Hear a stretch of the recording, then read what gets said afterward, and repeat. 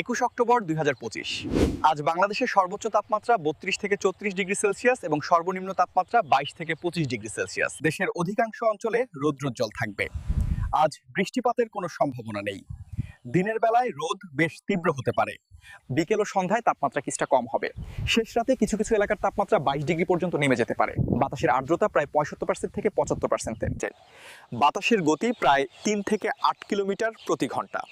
এখন আমি আপনাদেরকে বিভাগ ভিত্তিক তাপমাত্রাগুলো জানিয়ে দিব। আজ ঢাকা বিভাগের দিনের তাপমাত্রা হতে পারে 33 ডিগ্রি সেলসিয়াস এবং রাতের তাপমাত্রা হতে পারে 25 ডিগ্রি সেলসিয়াস। চট্টগ্রাম বিভাগের দিনের তাপমাত্রা হতে পারে 34 ডিগ্রি সেলসিয়াস এবং রাতের তাপমাত্রা হতে পারে 25 ডিগ্রি সেলসিয়াস। রাজশাহী বিভাগের দিনের তাপমাত্রা হতে পারে 32 ডিগ্রি সেলসিয়াস এবং রাতের তাপমাত্রা হতে পারে 23 ডিগ্রি সেলসিয়াস। খুলনা বিভাগের দিনের তাপমাত্রা হতে পারে 33 ডিগ্রি সেলসিয়াস এবং রাতের তাপমাত্রা হতে পারে 23 ডিগ্রি সেলসিয়াস। বরিশাল বিভাগের দিনের তাপমাত্রা হতে পারে 33 ডিগ্রি সেলসিয়াস এবং রাতের তাপমাত্রা হতে পারে 25 ডিগ্রি সেলসিয়াস।